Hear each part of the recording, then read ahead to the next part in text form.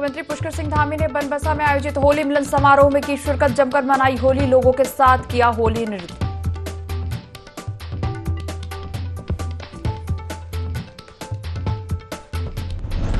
उत्तरकाशी में आधी रात को 4 बार लगे भूकंप के झटके, रिक्टर पैमाने पर 2.5 की रही तीव्रता, जान माल के नुकसान की कोई सूचना नहीं।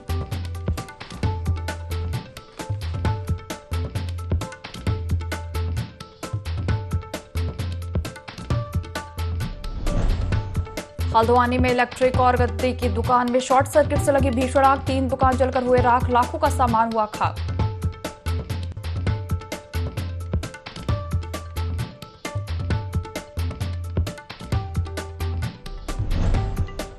और 4 धाम यात्रा रूट के चेक पोस्ट को परिवहन विभाग बनाएगा हाईटेक, तीर्थयात्रियों को होगी सुविधा, चेक पोस्ट पर नहीं करना पड़ेगा घंटों इंतजार।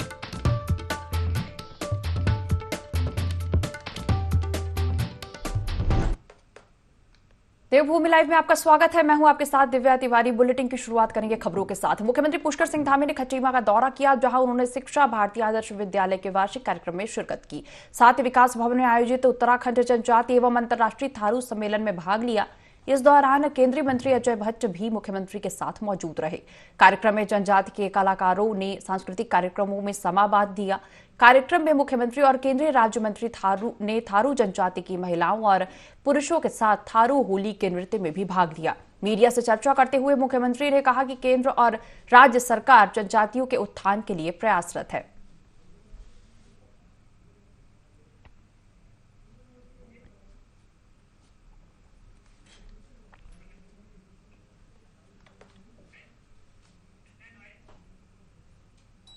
उत्तराखंड के मुख्यमंत्री पुष्कर सिंह धामी सपत्ती चंपावत के बनबसा पहुंचे और रामलीला मंच हाई स्कूल गुदमी में आयोजित होली मिलन समारोह में भाग लिया। कार्यक्रम स्थल पर सीएम धामी और उनकी पत्नी का भव्य स्वागत किया गया। सीएम धामी ने होली गायन कलाकारों के साथ नृत्य किया और इसके बाद सीएम टनकपुर के गांधी मैदान में आयोजित होली मिलन समारोह में शामिल हुए। वहीं मीडिया से रूबरू होते हुए मुख्यमंत्री ने सभी राज्यवासियों को होली की शुभकामनाएं दी।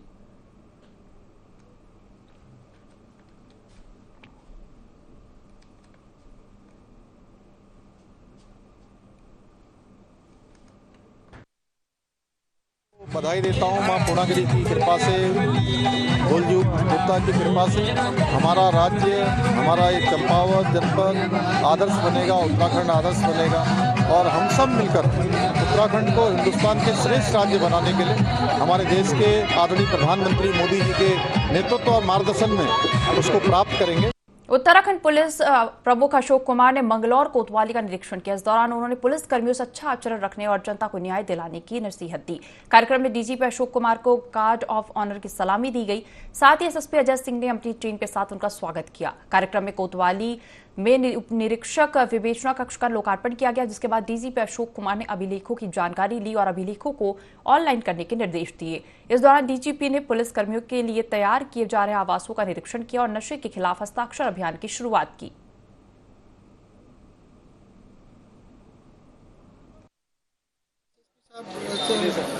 निर्देश देंगे कि जरूर एनएच वालों से मीटिंग करनी, जिलाधिकारी के नॉलेज में लें, उनको लिखित में भी दे दें। ये व्यवस्था यहाँ पे बहुत जरूरी है, यहाँ पे ये कट बहुत जरूरी है, अन्यथा ये दुर्घटनाओं का कारण तो उसका प्रयास करेंगे कि उसको सुधार। जो एक तो निरीक्षण इसलिए किया जाता है उसका रखरखाव अच्छा है कि नहीं, कहीं कोई वेपन या कारतूस मिसिंग तो नहीं है, गायब तो नहीं है, वो सब तो ठीक पाएंगे। बाकी अब हमने हर थाने से 303 हटा दिए हैं और SLR आ गई है और जो सिटी एरिया का है पेट्रोलिंग, उसके लिए हमने सब जगह पे पिस्टल्स बढ़ा रहे हैं और जो बॉडी प्रोटेक्टर वगैरह उसकी थोड़ी कमी है, उसकी संख्या बढ़ाई जाएगी, जिससे कि कोई नंगे आदमी पुलिस के काम आ सके। मंगलौर कोतवाली के निरीक्षण के बाद उत्तराखंड डीजीपी अशोक कुमार और आईजी करण सिंह ने जनता दरबार लगाया। इस दरबार में आम नागरिकों ने पुलिस अधिकारियों से चर्चा करके अपनी समस्याएं बताई, जिनका पुलिस अधिकारियों ने मौके पर निवारण किया। डीजीपी अशोक कुमार ने बताया कि पुलिस की कार्यप्रणाली में बेहतर कार्य करने के बाद भी हमेशा एक पक्ष असंतुष्ट रहता है, लेकिन हम फिर भी पुलिस और नागरिकों के बीच बेहतर संवाद स्थापित करने का प्रयास कर रहे हैं।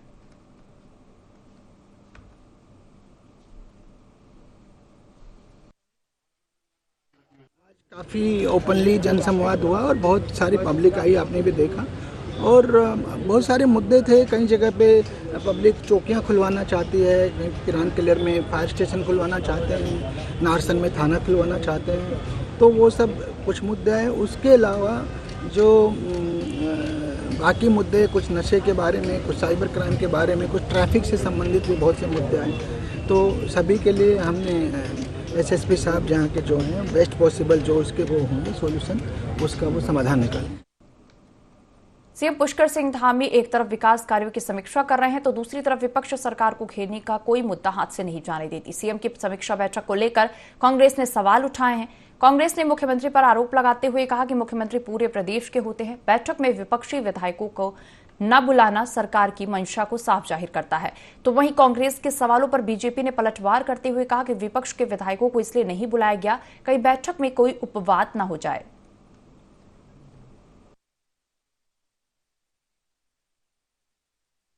तो यही है, लोकतंत्र की यही खूबसूरती होती है कि पक्ष और विपक्ष रहता है और जिनकी सरकार होती है वो समदृष्टि से देखते हैं।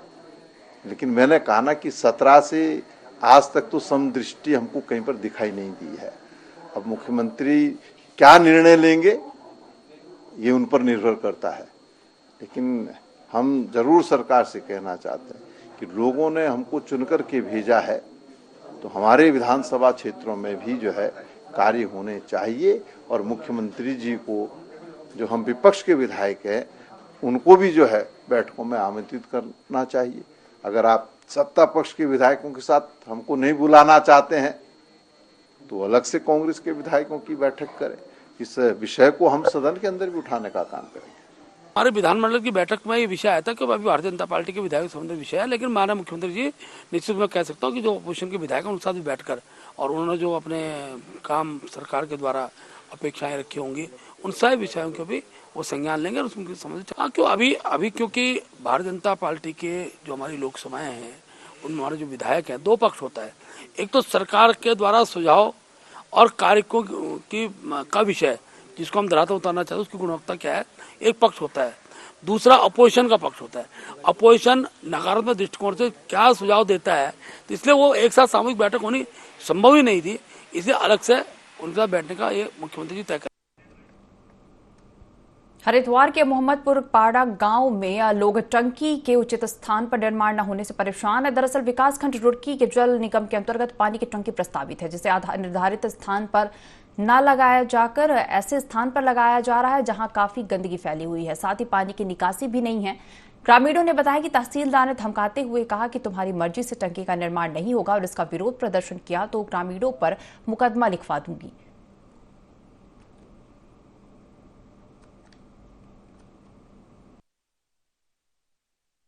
बनाने के लिए हमने प्रस्ताव डाला था। हाँ, मैं उसके पक्ष में खड़ी हूँ और वहाँ से पानी की जो सुविधा है ना वो अच्छी है और वहाँ पे पानी लगने से सभी को अच्छे से सुविधा भी हो जाएगी, कंफर्टेबल रहेगा, सभी को कोई दिक्कत नहीं रहेगी। और यहाँ पे लगाने से काफी दिक्कतें आ रही है तो इसलिए बेहतर है वहीं पे लग जाए। तहसीलदार आए थे शायद कल और वो भी चेतावनी देकर गए थे कि गाँव वालों को कि यहाँ पर टंकी ना लगाए। हमने दिया था, पहले भी दिया था और अभी भी दिया था, उस पर कोई सुझाव नहीं आया अभी तक। उनका कोई ऐसी कोई ऑप्शन नहीं उठाया उन्होंने अभी तक। हमें कुछ जो गांव वाले चाह रहे हैं कि टंकी की व्यवस्था वहीं पे हो जाए तो उन्हें थोड़ा आसानी रहेगी, पानी की थोड़ी सी सुविधा हो जाएगी। तो बस थोड़ा उसी के पक्षपात में, हम गाँव वालों के पक्षपात में ही है। देहरादून में डंडियाल समाज के लोगों ने होली मिलन समारोह का आयोजन किया। गढ़वाल मंडल के 54 गांव में आयोजन किया गया, जिसमें डंडियाल समाज की 25 विभूतियों को सम्मानित किया गया। मिलन समारोह में राष्ट्रीय और अंतर्राष्ट्रीय स्तर पर विशिष्ट कार्य करने वाली विभूतियों को सम्मानित किया गया। इस मौके पर कई और विभूतियों को भी सम्मान दिया गया। समारोह में सांस्कृतिक कार्यक्रम का आयोजन किया गया। समिति के अध्यक्ष उमेश डोंडियाल और सचिव प्रभाकर डोंडियाल ने कहा कि ऐसे आयोजनों से हमारी नई पीढ़ी को अपने समाज से जोड़ते हैं। मंडल कल्याण समिति है, तो जो डोंडियाल हमारे भाई लोग हैं, एक संस्था है हमारी। तो लगभग 22 साल पहले इसकी स्थापना की गई थी इसी जानकी स्कूल में। डोंडियालों के जितने गांव हैं, जो 53 गाँव के मैंने नाम बताया है, इन सब गाँव के लोगों को हम एक साथ बनाना चाह रहे हैं और समाज में अपना कैसे हम लोग कॉन्ट्रीब्यूशन दे सकते हैं इस सोसाइटी के थ्रू, वो हम लोग इसमें प्लान करते हैं, उसको एग्जीक्यूट करते हैं। उसका आज मैं एक 40 मिनट कार्यक्रम रखा था। कुछ समय से कुछ सालों 7-8 साल के लिए इसमें हम मेंबरशिप ऐड नहीं कर पाए, लेकिन जो पहले हमारे इसमें लगभग 300 सदस्य पहले थे और लगभग 135 सदस्य हमारे इस बार दोबारा इसमें हुए हैं, तो 500-550 के हिसाब से मान सकते हैं लगभग। और जितने भी ढौंडियाल हैं उत्तराखंड के हैं, क्योंकि दिल्ली में तो ऑलरेडी एक ढौंडियाल रात मंडल कल्याण समिति चलती है, तो उत्तराखंड के जितने हम सबको इसमें जोड़ेंगे। पूरे भारतवर्ष में ढोंडियालों की बहुत बड़े स्वतंत्रता सेनानी या डॉक्टर हैं और हमारे हाल में 53 गाँव में ढोंडिया गाँव है। तो हमने यहाँ पर प्रयास किया है कि ढोंडिया जो लोग यहाँ पर भी हैं वो लोग यहाँ पर आए, उनको हम सम्मानित कर रहे हैं। छोटा सा सांस्कृतिक कार्यक्रम है और जो नई पीढ़ी है उस नई पीढ़ी को ढोंडियालों का जो इतिहास है, ढोंडियालों का जो इतिहास है, हम थोकदारों को इतिहास है उसे अवगत करें, इसीलिए सम्मेलन किया है। मसूरी में रोपवे परियोजना के अंतर्गत बेघर हुए लोगों ने धरना प्रदर्शन किया, जिसके चलते प्रदर्शन के चौथे दिन प्रदर्शनकारियों ने उपवास किया, जिसका समर्थन उत्तराखंड क्रांति दल ने भी किया। उत्तराखंड क्रांति दल के केंद्रीय कार्यकारी अध्यक्ष डॉक्टर सतीश सैल कपरवार ने कहा कि प्रदेश सरकार लोगों के हित के लिए कोई काम नहीं करती। भाजपा सरकार पहाड़ के लोगों का उत्पीड़न कर रही है। साथ ही कहा कि क्रांति दल शिफन कोट से बेघर हुए लोगों के लिए लड़ाई लड़ती रहेगी।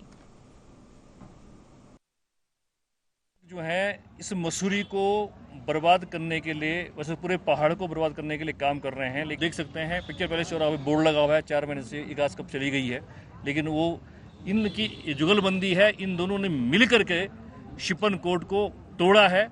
विधायक वहीं खड़े थे और ये गायब थे जानबूझ के। आज उपवास रखा था, आज व्रत रखा था हमने गणेश जी का नाम का कि भाई आप आइए, इस जगह पर आइए जहां आपकी बहनें बैठी हैं, जिनको आपने राखी बांधी है, यहाँ पर आइए और आपने जो शिपन कोर्ट को भूमि में जो है मकान बना के दे रहे हैं, आज 1.25 साल हो गया है। कहाँ वो मकान गए, कहाँ वो माता मंगला के जो है 5.5 करोड़ रुपए चले गए हैं। कम से कम आके बता दीजिए अपनी जनता को। तो ये बड़ा दुखद है और कोई बात नहीं है, ये जनता की अदालत है, हम जनता के बीच खड़े हैं और हमारा गांधीवादी जो आंदोलन है वो चलता रहेगा। आज से 5 महीने पहले हल्द्वानी में हमारी केंद्रीय कार्यकारिणी की बैठक हुई थी।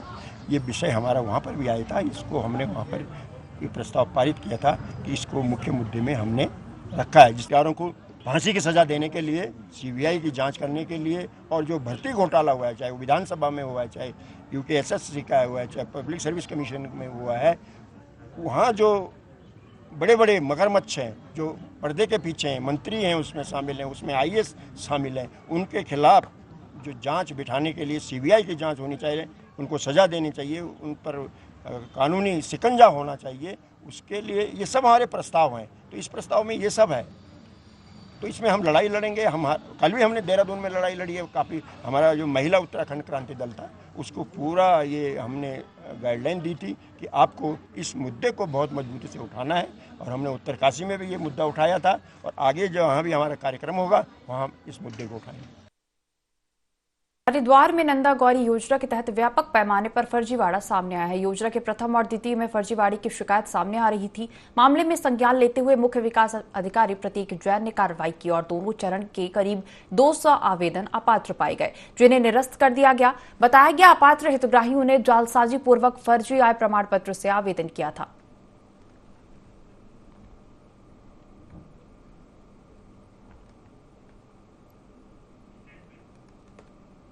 उत्तरकाशी में आधी रात लगातार एक के बाद एक भूकंप के 4 झटके महसूस किए गए। भूकंप के झटकों से उत्तरकाशी के लोग दहशत में आ गए।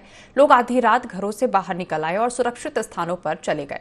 भारतीय मौसम विभाग नई दिल्ली के मुताबिक भूकंप की तीव्रता 2.5 रही, जिसका केंद्र जिले के भटवाड़ी तहसील में सिरोर गांव का जंगल था। उत्तरकाशी जिले में रविवार रात करीब 12:40 पर भूकंप का पहला झटका महसूस हुआ। इसके बाद 5 से 10 मिनट के भीतर लगातार भूकंप के 4 झटके महसूस किए गए।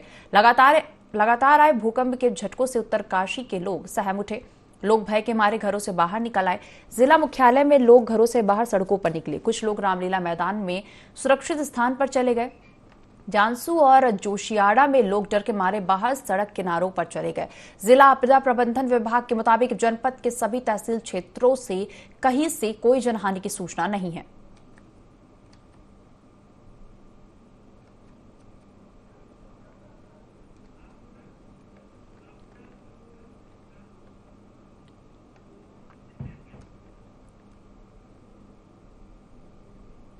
जोशीमठ में भू धसाव से प्रभावित परिवारों के पुनर्वास का कार्य तेजी से जारी है। चमोली जिलाधिकारी हिमांशु खुराना ने पुनर्वास पैकेज के तहत जोशीमठ में आपदा प्रभावित 2 भवन स्वामियों को धनराशि के चेक वितरित किए।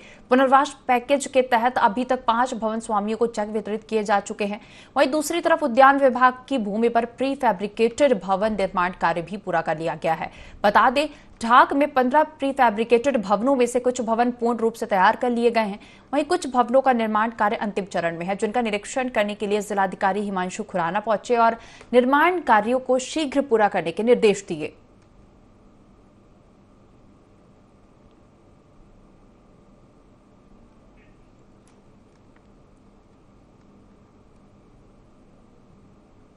उधम सिंह नगर के जसपुर में जीएसटी की टीम ने बड़ी कार्रवाई की है। शहर के कई प्रतिष्ठानों पर अलग अलग टीमों का गठन कर छापेमारी की, जिसकी वजह से व्यापारियों में अफरा तफरी मच गई। जीएसटी ज्वाइंट कमिश्नर ने बताया कि 28 स्थानों को चिन्हित किया गया था, जिनमें से 5 स्थानों को सील कर दिया गया है। कुछ जगहों से पेपर और मोहरों में भी गड़बड़ी देखने को मिली है, जिसकी जांच की जा रही है। साथ ही टैक्स में गड़बड़ी करने वालों पर सख्त कार्रवाई भी की जाएगी।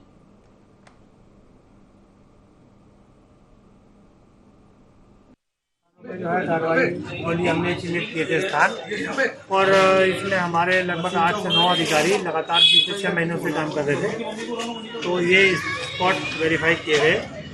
इसमें जो भी कार्रवाई है अभी स्टिल कंटिन्यू है। कुछ मैसेज जो लगभग 5 है उनको सील कर दिया गया है। उसमें ये अंदेशा है कि इसमें कुछ टैक्स के एवेजन से संबंधित कुछ और हमें पेपर्स या डॉक्यूमेंट्स मिलेंगे।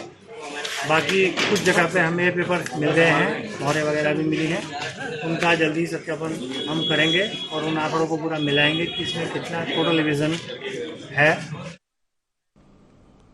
लक्सर कोतवाली के रायघटी गांव के किसान राम गोपाल ने दबंगई दिखाते हुए पड़ोसी का खेत जोत लिया, जिसके बाद पीड़ित किसान ने कोतवाली पुलिस में मामला दर्ज कराया। शिकायतकर्ता के अनुसार उसका रामपुर रायघटी क्षेत्र में 5 बीघा गन्ने का खेत है, जहां से आरोपी ने खेत के पेड़ों को उखाड़ दिया और खेत को जोत लिया। वहीं पीड़ित किसान ने पुरानी जमीन विवाद का जिक्र भी किया। फिलहाल पुलिस मामले की जांच में जुटी है। जमीन का खेत है और मैंने इसमें चारों तरफ तार बाड़ करके पिलर लगा रखे थे और गन्ना बोया हुआ था। अभी 15 दिन पहले गन्ना बोया मैंने और पॉपुलर लगाए। पॉपुलर लगाने के बाद मेरे पॉपुलर भी उखाड़ के फेंक दिए और गन्ने वगैरह सबको मेरा तेज कर दिया, गन्ने को जोत दिया। शिकायत मैंने कोर्ट में पहले इसके लिया था, मैंने उसका इसी चीज के लिए लिया था कि मुझको डर था कि कोई मेरे साथ गद्दारी करेगा, कोई ना बराबर वाला जी। पुलिस में मैंने रिपोर्ट लिखाई कल, और रिपोर्ट के बाद सुनवाई नहीं हो पाई मेरी अभी तक। कोई ना ही तो किसी ने जाके देखा कि मेरे खेत में क्या हुआ है, ना ये देखा कि कौन मुजरिम है, कौन क्या।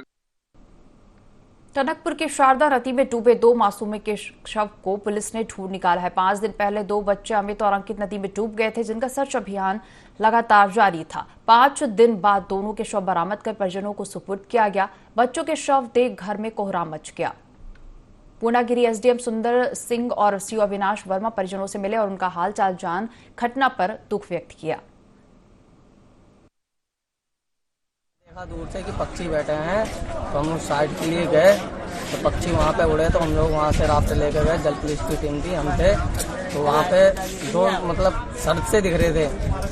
वो हमने देखा कि वो डेड बॉडी थी। फिर हम लोगों ने तो ये 5 दिन पूर्व 2 बालक थे, ये गंगा में स्नान करने गए, जिसकी एक की उम्र 8 वर्ष थी, एक की 10 वर्ष थी। तो उस दिन से लगातार एनडीआरएफ एसडीआरएफ और जो गोताखोर जो हमारे लोकल स्थानीय हुआ है, तो सर्च अभियान जारी था। तो आज प्रातः इनकी डेड बॉडी मिली है, तो इसमें पंचनामे की कार्रवाई की जा रही है।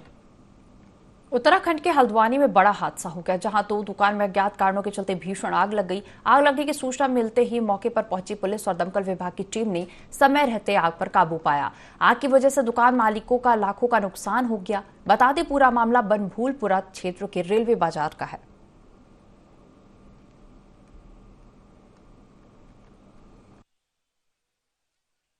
का ये मामला है। 11 बजे के लगभग ये सूचना मिली कि एक दुकान जिसमें कि गद्दे हैं, ये गद्दों की दुकान थी, वहाँ पे आग लग गई है और बड़ी तेजी से आग फैली। चूंकि इसमें गद्दे रखे हुए तो फोम के गद्दे थे।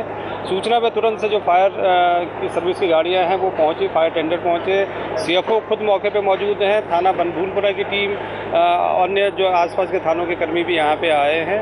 आग पे तो काबू पा लिया गया है, लेकिन इसमें दुकान में काफ़ी नुकसान हो गया है। लगभग उनका सभी सामान जल गया है आग के कारणों का पता लगाया जा रहा है। संभवतः या शॉर्ट सर्किट के कारण ये आग लगी होगी, लेकिन ये पूरी जांच के बाद ही पता चलेगा।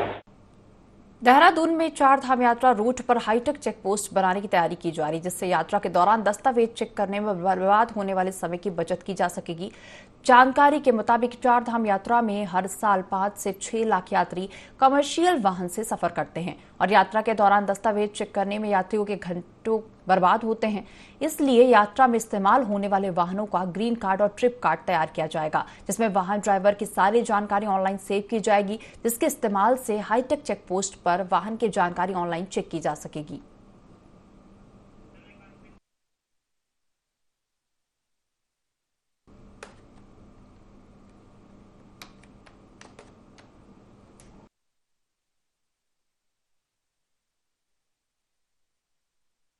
चार धाम यात्रा में आने वाले वाहन चालकों को और यात्रियों को कुछ एक दिशा निर्देश बनाए हमने, जो जिसके अनुपालन से उनको फायदा होगा और दुर्घटनाओं पर नियंत्रण भी लग सकता है। उनके लिए यात्रा आसान हो जाएगी, सुगम भी हो जाएगा और सुरक्षित भी हो जाएगा। ऐसे कुछ चीज़ों पे फोकस करना है।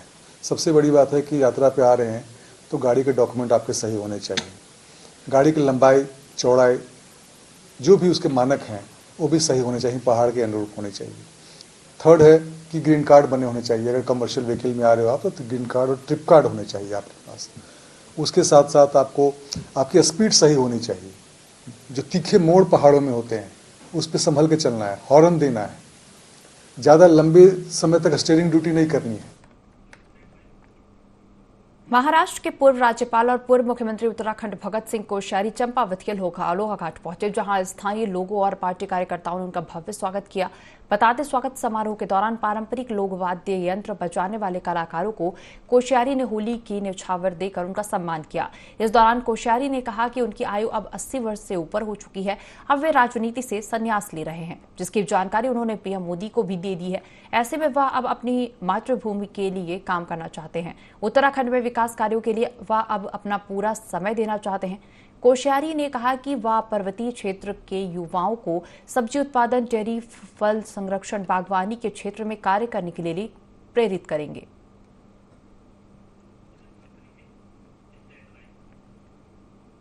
इस बुलेटिन में फिलहाल इतना ही। आप बने रहिए IND24 के साथ।